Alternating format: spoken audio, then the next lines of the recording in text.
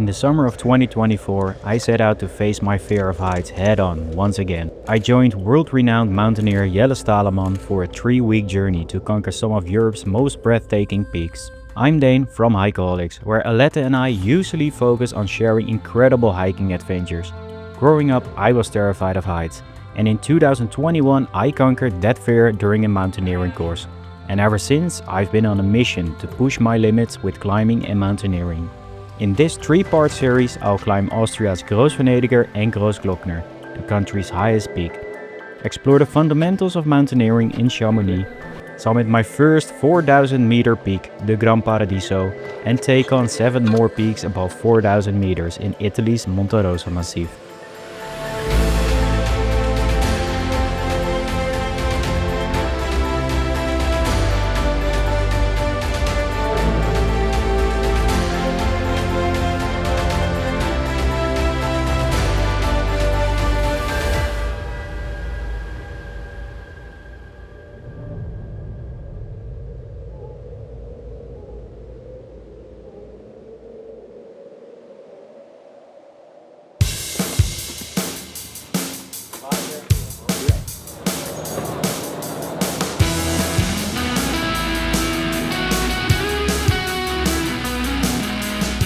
Wat is het plan voor vandaag? Het plan is dat we hier wat oefeningen gaan maken. Glijden op sneeuw, over rotsterrein lopen. Een beetje leren met touw omgaan. Ben je er klaar voor? Ja, ik ben er klaar voor. Veel mensen blijven op hun rug glijden en dan kan je niet stoppen. Of Ga je nog harder? Dan ga je nog harder en als je voeten blijven haken, dan ga je Over de kop. over de kop. Oké? Dus je moet zo snel mogelijk omdraaien, benen verspreiden en aan die sneeuw blijven, met je nagels blijven hangen. Oké?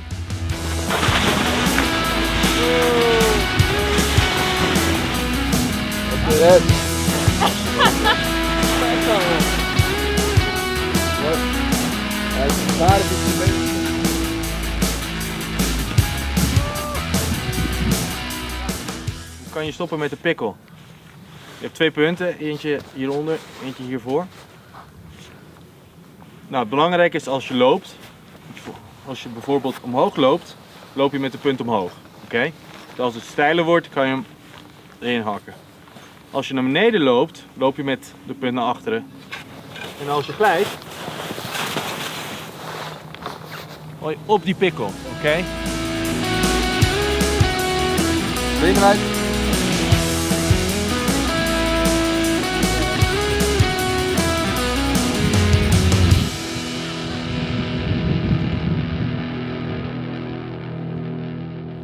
Dus dat gaan we doen. Het is gewoon techniektraining wat we net een beetje in de sneeuw hebben gedaan, alleen dan in de rots. Dus dat is echt de klimtechniek, hoe verplaats ik me zeg maar. En als we dat dan hebben gedaan, dan pakken we touw erbij. En dan gaan we jullie wat knopen leren, een 8-knoop, ingebonden 8. En hoe je het touw opschiet om je lichaam heen. En hoe je dan als touwgroep kan functioneren. En hoe je de touwgroep over een rots heen legt om iemand te zekeren bijvoorbeeld. En dan op het einde gaan we ook nog even abseilen. En dan moet ik eerst even voelen van, heb ik grip? Oké, dus ik voel nu op mijn voet. Oké, ik heb grip, ben ik in balans? Yes. Dan kan ik mijn andere voet neerzetten. Heb ik grip, ben ik in balans? Yes. Andere voet. Heb ik grip, ben ik in balans? Yes. En dat komt heel precies. Probeer eens een beetje dit te doen met je bovenlichaam. Echt met je neus naar het dal toe. Ja. Goed hè? Je moet echt zorgen dat je altijd in control bent. Dus je zet mijn voet hier neer. Nou, ik voel grip. En nu moet ik eigenlijk zo kunnen staan dat ik gewoon met deze voet alles kan doen wat ik wil. Ja, zie je, hij voelt, zie je dat hij aan het voelen is? Van, heb ik nou grip of niet? Dat moeten jullie ook doen. Voelen, heb ik grip en dan pas een volgende stap zetten. Maar als we bijvoorbeeld dit gaatje willen klimmen of dat gaatje, dat is dan zo moeilijk dat we wel het touw willen gebruiken, want als we vallen zijn we dood. Maar dat is best wel, je kunt je voorstellen als je dat touw dan zo links en rechts door die rotsen doet en je doet dat 60 meter, dan krijgt het touw zoveel wrijving. Dan kan je nooit verder klimmen, dat lukt gewoon niet. Dus daarom wil je het inkorten. En dat inkorten, dat moet je eigenlijk continu aanpassen aan het terrein. Want de ene keer loop ik op de Glacier, dan wil ik misschien 12 meter hebben. Dan gaan we dit graadje op. Dan denk ik, nou, dan heb ik 20 meter nodig. Dus je moet het continu kunnen aanpassen. Samen met z'n tweeën rennen. Oké. Dat wil je niet. Jij wil, het touw is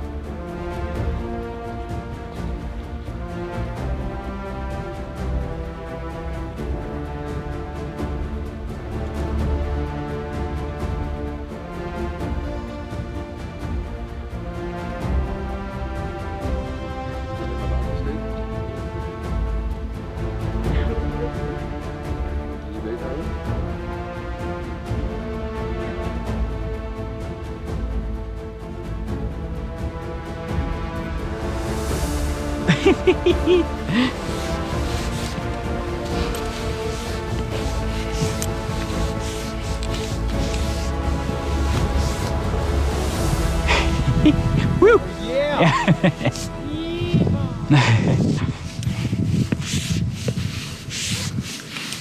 Het was leuk. Dit ding, dat houdt geen... Ja, leuker dan ik dacht.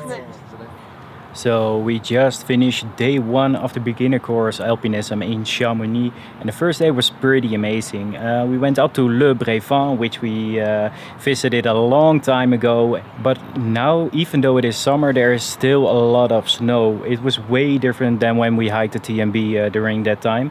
But that gave us the chance to practice a lot in the snow, to practice falling and how you can rescue yourself. And we practiced rope techniques for climbing on a ridge, which was pretty cool. And at the end, we even did some abseiling. The plan for tomorrow is go to Mer de Glace, and there we're gonna practice on ice. Really looking forward to it.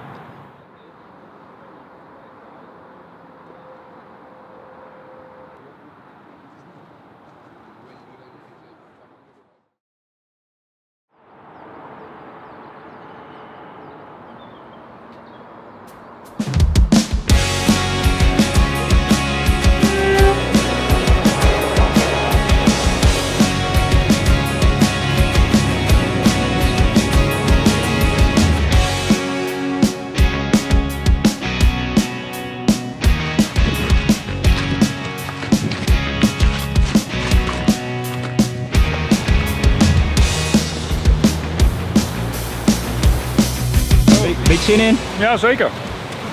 Gaan we doen? We gaan dingen doen op het ijs hier met stijgijzers en touwoefeningen. Dus ja, zin in. Dat is een groot gevaar in de bergen, dat je dan in je stijgijzer struikelt. Dus punten een beetje van elkaar af. Buig je knieën, neus naar voren.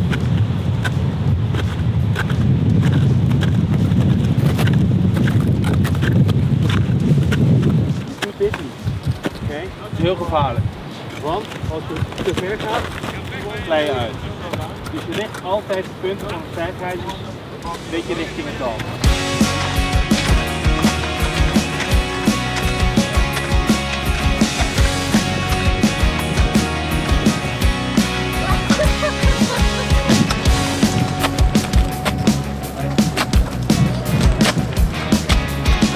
Very good though.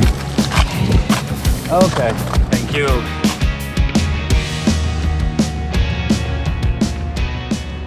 We zijn een Abala-kof aan het maken. Een standplaats in het ijs om je touw aan vast te maken zodat je kunt klimmen. De bedoeling is 2 gaten die op elkaar uitkomen. Oh, perfect. Doe je er een touwtje doorheen en dan heb je een goede anker. Toch? Toch? Nee, gaan we klimmen!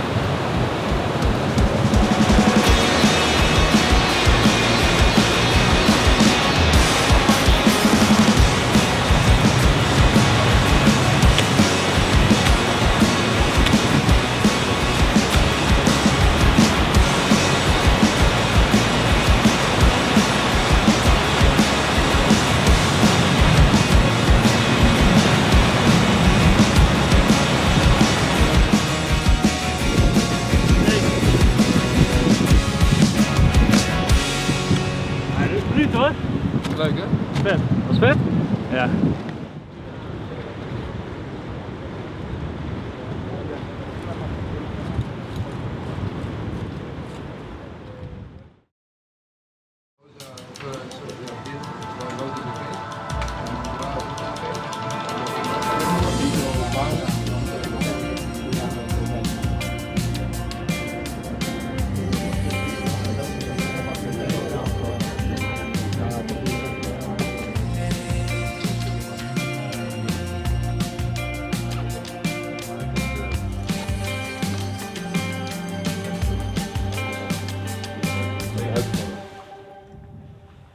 Good morning, it's day 3 and right behind me is the Rifugio Torino at almost 3,400 meters. Right now we are on the Italian side of the Mont Blanc.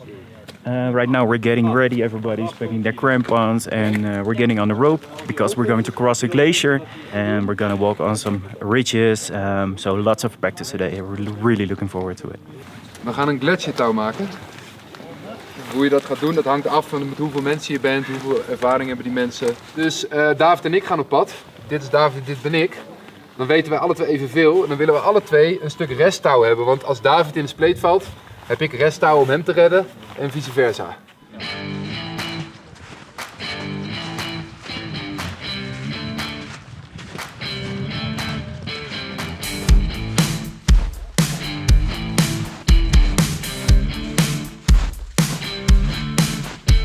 We zijn nu bezig met de noordoostgraad van de Petit Flambeau aan het klimmen.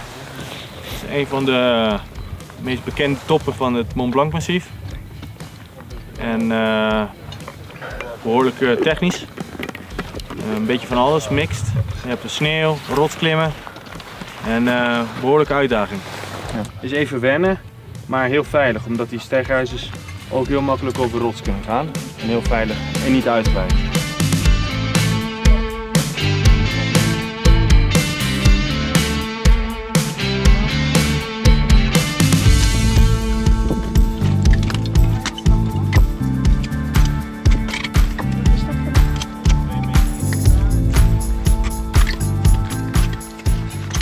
Thuis dan gaan ze tegen hem zeggen, je bent helemaal gek. Maar echt. Ja, het is fantastisch hier. Het uitzicht, het zonnetje komt erdoor. Ja, hier klimmen, je klimt in no time klim je hier een graad op. Het is echt fantastisch, echt mooi. Had ik nooit gedacht dat dat ooit zou gaan doen.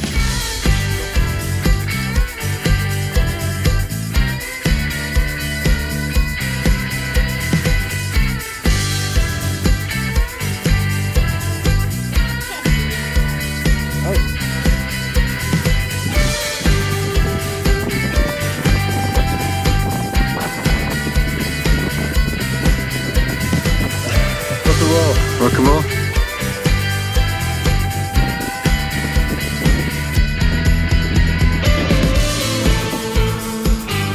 Bijna.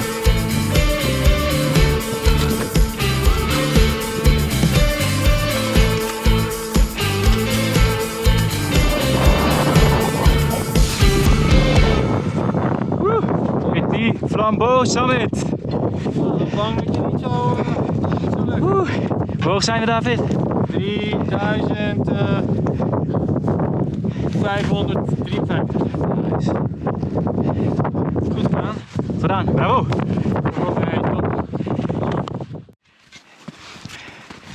Nice.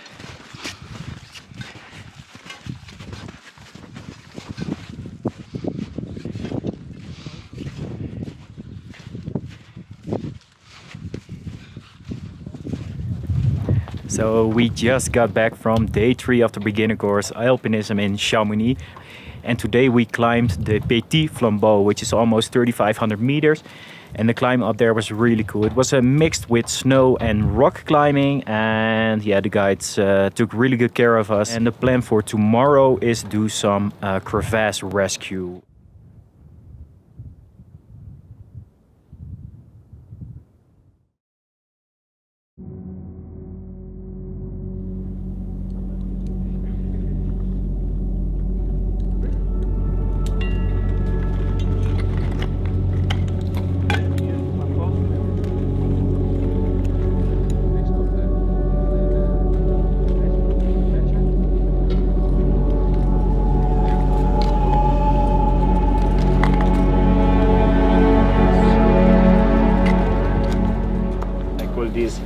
In English is Pi Noct, okay, in Italian is Pia.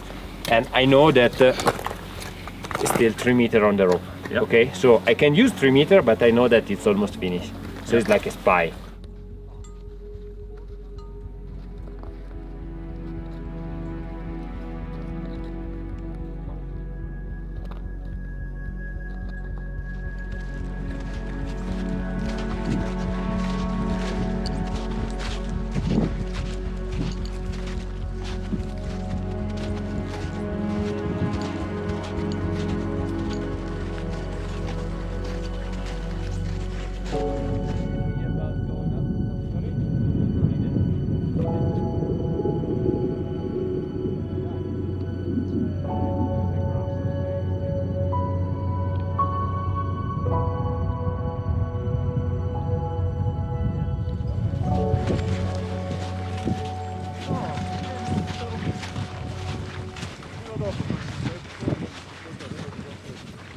can be your crampon.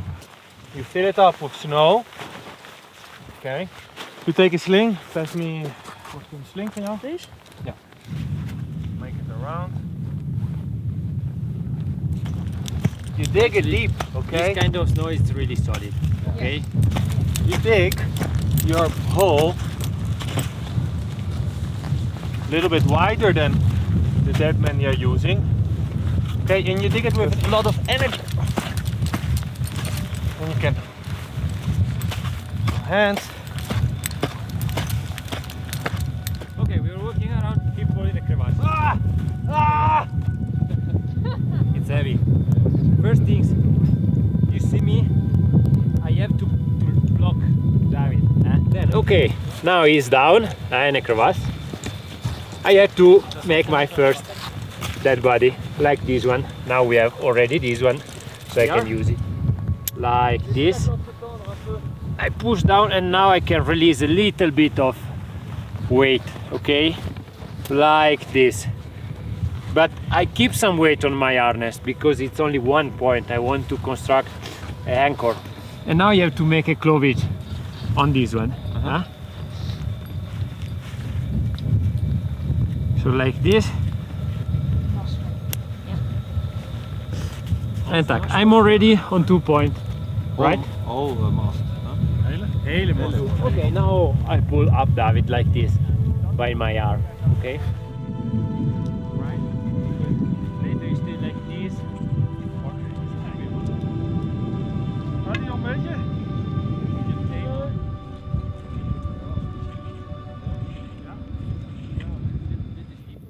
Just got back from another amazing tour. We did some crevasse rescue, and behind me you can see the Dent de Géant, which is, I think, one of my life dreams to climb that mountain one day, but not yet. This is the last night that we're going to stay in Rifugio Torino. Tomorrow we're going down to the valley of Courmayeur, and from there we're going to our next hut, Rifugio Emanuele. And that's the hut where the next day we're going to ascend to the Gran Paradiso.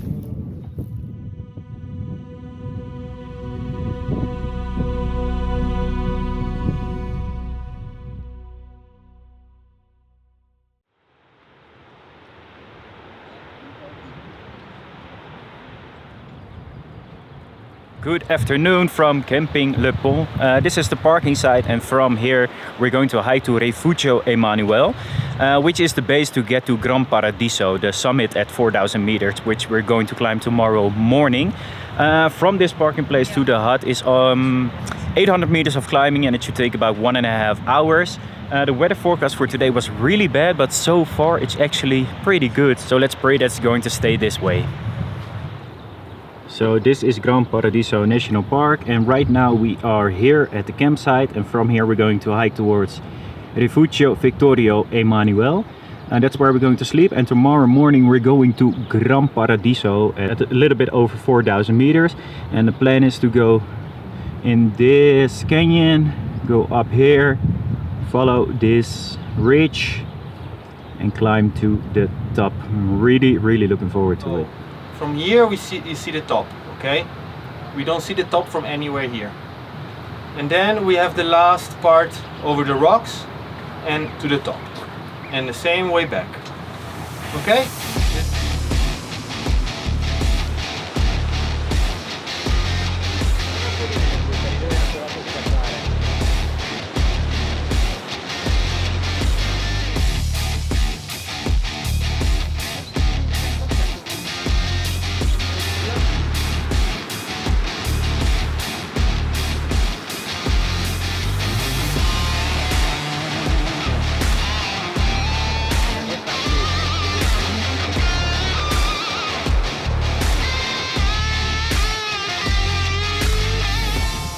Leuke uitdaging, Jelle. Waar zijn we onderweg naartoe? Gran Paradiso. Rifugio Vittorio Emanuele. Secondi.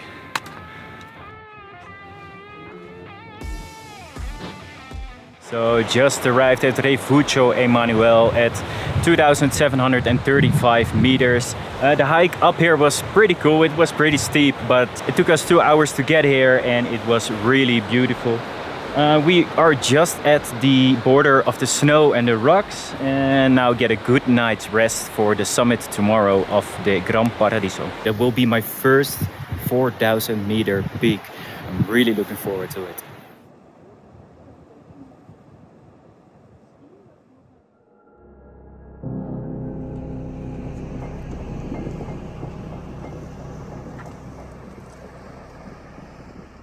Goedemorgen. Ben je er een beetje klaar voor? As ready as I'll ever be. It's 5 o'clock in the morning and the weather couldn't be any better. There's a clear sky, there's almost no wind, so perfect conditions for the Gran Paradiso summit. It should take about 3 hours to get to the top. The last bit is a little bit technical and the part before that is only just snow walking, snow walking, snow walking. We have to cross a little glacier, but nothing too crazy.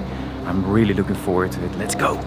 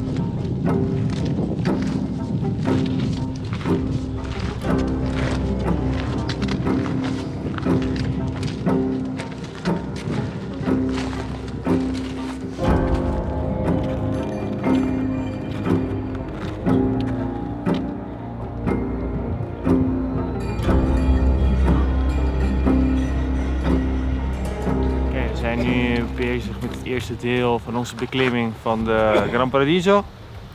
We gaan zo meteen beginnen aan een steile stuk. We hebben tot nu toe een beetje harde sneeuw gehad, rotsen. En we gaan het doen.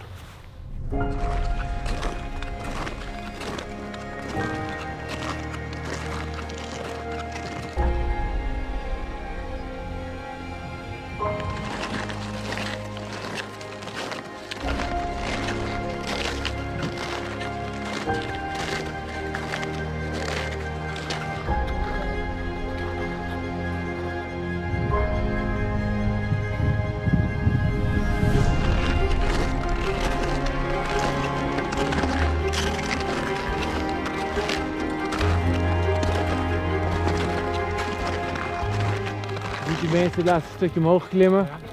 Ja, je ziet dat er een paaltje op de top staat. Dat is de Madonna. Wij gaan dan links langs naar de top en dan via die rotsen naar beneden. Waar gaan we naartoe? De top. Van? Zum Gipfel. Zum Gipfel! Van de Gran Paradiso.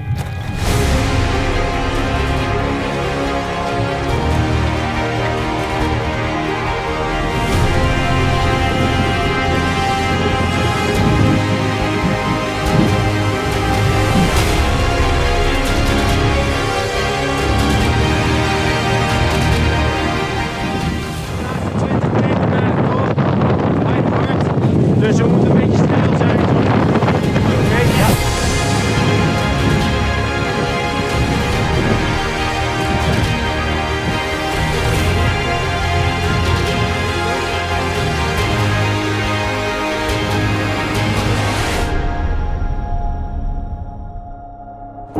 Ja, het gaat jongens. Woo! Just got back from the Gran Paradiso summit at a little bit over 4,000 meters. It was way too windy at the top to do some videos over there because it was crazy. Like the wind chill was -10, but still the views were amazing and the conditions, besides the winds, were really good. Our group, we had a really good pace. I think it took us maybe a little bit over 3 hours, so a really good time. I think now it's still 1 hour down and then we're going to have a deserved lunch. Sunshine!